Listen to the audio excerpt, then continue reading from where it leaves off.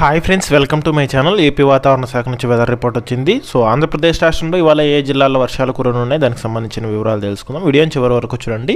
So ఛానల్లో information నచ్చితే subscribe అయితే చేసుకోండి. చాలామంది వీడియోస్ చూస్తున్నారు కానీ లైక్ చేయట్లేదు. మన ఛానల్లో డైలీ ఏపీ వెదర్ అప్డేట్స్ అయితే వస్తుంటాయి, అవన్నీ మీరు మిస్ కాకుండా అయితే ఉండవచ్చు.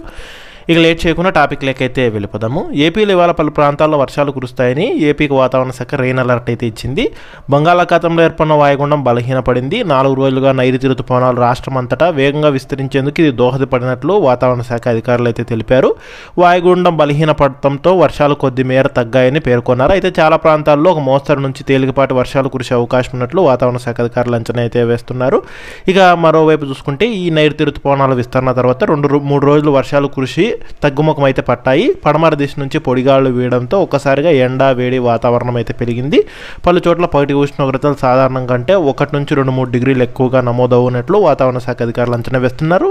ఇక అలాగే ఆంధ్రప్రదేశ్ మరియు యానాంలలో దిగువ ట్రోపావరణంలో నైరుతి మరియు పశ్చిమ దిశగా గాలి వీస్తున్నాయి. ఇక రానున్న 24 గంటల్లో కోస్తా రాయలసీమల్లో అక్కడక్కడ ఉరుములు పిడుగులతో కూడిన వర్షాలు కురుస్తాయని వాతావరణ శాఖ అంచనా వేస్తోంది.